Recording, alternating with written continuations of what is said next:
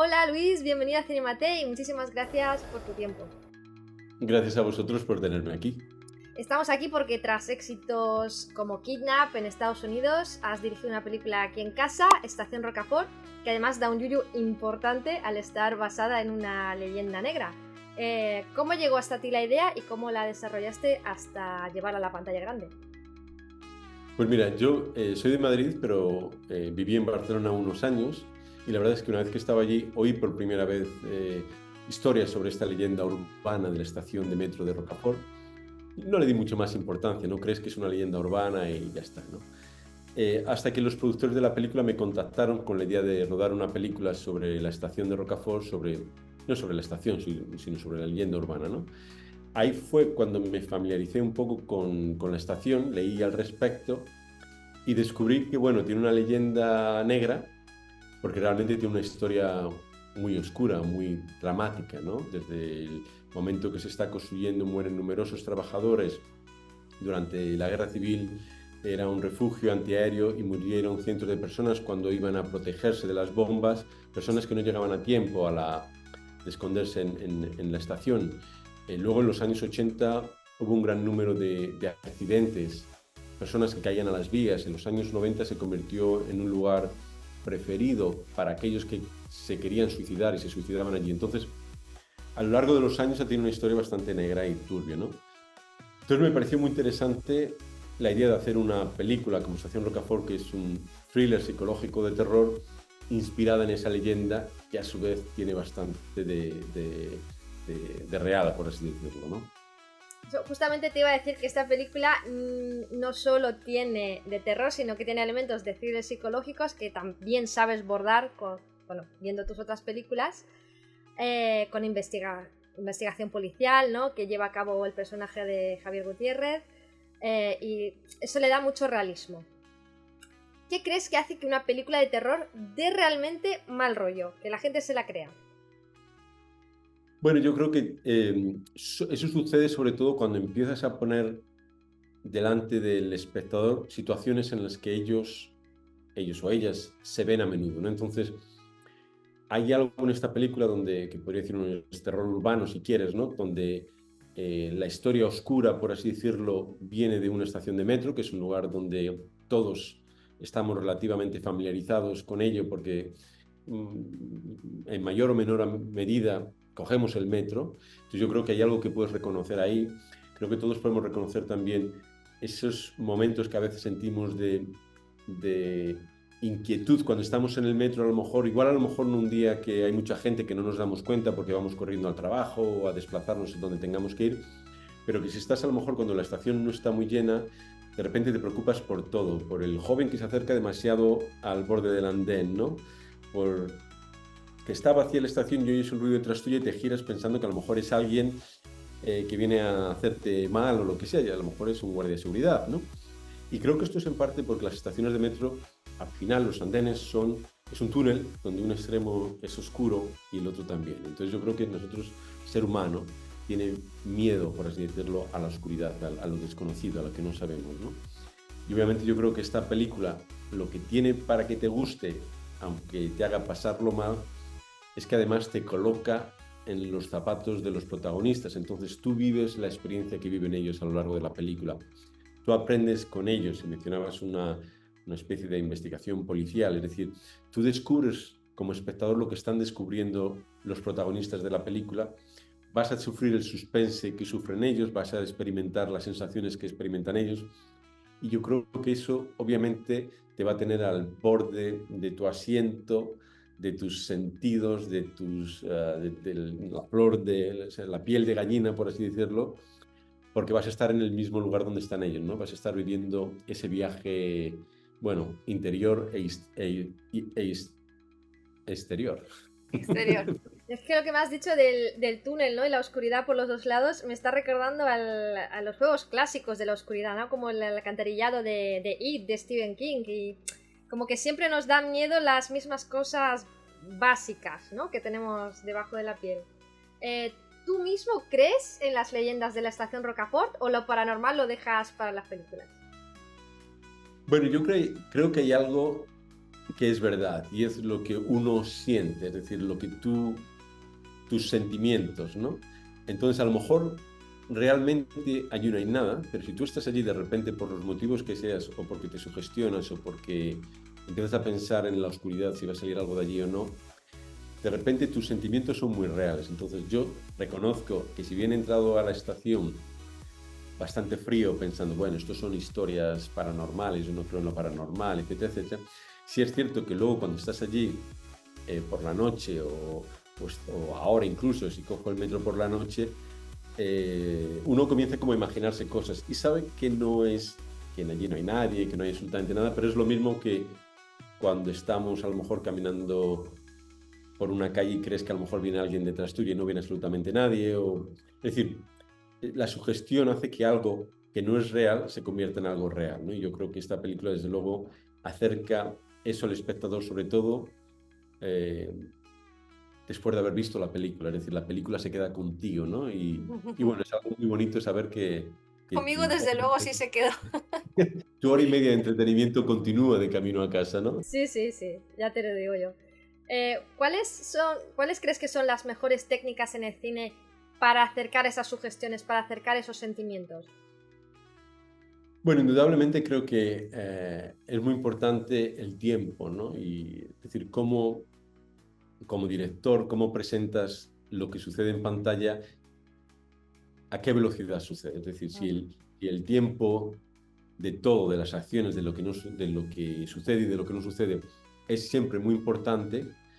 En una película como esta, un thriller, donde es importante el suspense para tener al espectador, pues eso, en un estado emocional intenso, de adrenalina, creo que es muy importante el control del tiempo.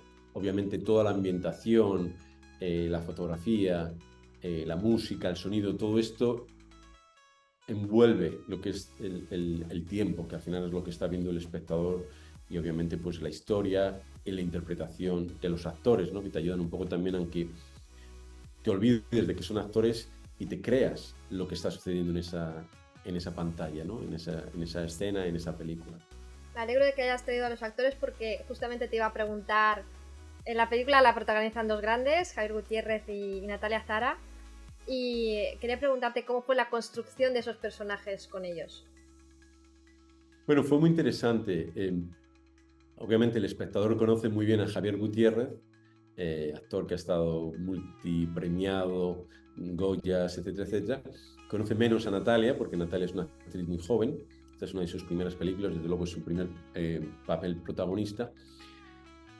Y aunque son dos actores muy diferentes, fue muy interesante cómo trabajamos con ellos dos, ¿no? Obviamente con Natalia el trabajo más difícil era mantener el lugar en la historia de su personaje. Es decir, como tú sabes, las películas se ruedan no de una manera lineal, sino que a veces ruedas el medio, luego ruedas el final, luego te vas al principio y luego vuelves otra vez al medio.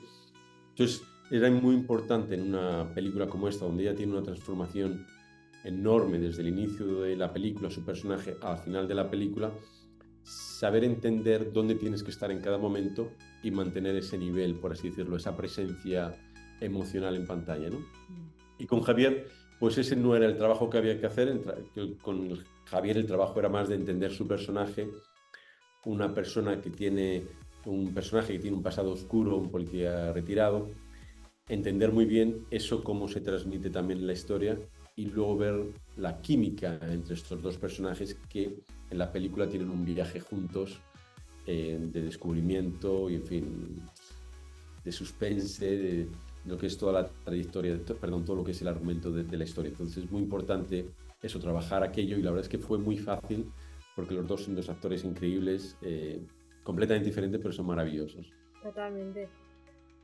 La película la rodasteis en realidad en la estación, ¿no? En el metro de Barcelona, con algunos planos chulísimos que no se podrían conseguir con efectos. ¿Cuáles fueron los mayores desafíos del rodaje?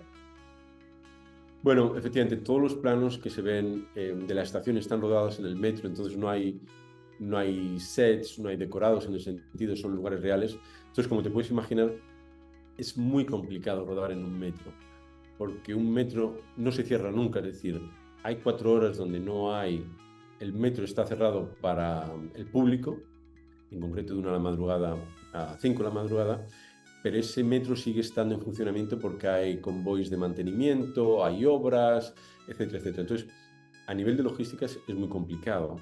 Pudimos rodar en muchos sitios, eh, algunos, como tú dices, que son espectaculares, son increíbles, pero era muy complicado porque tenías permiso a lo mejor para rodar 2 horas o podías rodar 4 horas, pero tenías que salir 10 minutos. 10 minutos nunca son 10 minutos, más como media hora porque tienen que pasar un convoy de mantenimiento. Entonces, todo eso lo hizo muy, muy, muy complicado, pero al mismo tiempo es muy bonito porque es muy complicado. Si fuese fácil lo veríamos todos los días y entonces pues posiblemente sería menos bonito. Como es tan complicado rodar en el metro, pues es muy bonito poder hacerlo porque la recompensa es enorme, ¿no? Y eso yo creo, como tú dices, se ve en la pantalla, ¿no? Y posiblemente esta será la última película que se rueda en el metro de Barcelona, de lo complicado que es. Nos preguntan y les expliquemos cómo fue, dirán, quita, quita, ¿no? Y si le preguntan a Transportes de Barcelona, TMB, igual son ellos los que dicen, mira, ya no damos más permisos porque aquello fue un lío tremendo, ¿no? Los pesados estos. Correcto, ¿no? Eh, Esta película, como comentamos, es terror, con thriller psicológico. ¿Cómo crees tú que ha evolucionado el cine de terror en los últimos años? Bueno, es muy interesante porque a veces las mismas películas funcionan de diferentes maneras. De hecho, si tú te acuerdas la primera película de los hermanos Méliès, El tren que viene hacia el público, no sé, creo que será como principios del siglo XX, ¿no? La gente se asustó cuando vio este tren que venía hacia el público, ¿no? Entonces, lo que quiero decir, como nos educamos con lo que vemos, y entonces a veces ciertas películas que daban mucho terror hace 20 años ahora dan menos terror, ¿no? Indudablemente yo creo que al final, cuando una película está bien construida, está bien hecha, aunque a lo mejor esté sucediendo algo con lo que ya te ha asustado antes, te vas a asustar otra vez, es decir, porque reaccionamos de la misma manera, ¿no? Es decir, si una película es capaz de mantenerte en suspense, será capaz también de asustarte, ¿no? Eh, entonces yo creo que el cine de terror ha evolucionado mucho, se está constantemente reinventándose, es un poco el trabajo de los directores reinventar, pues como de la misma manera es que las comedias románticas no deja de ser siempre un Romeo y Julieta, a lo mejor añades a otro personaje, pero viene a ser una historia de amor, es una historia de amor.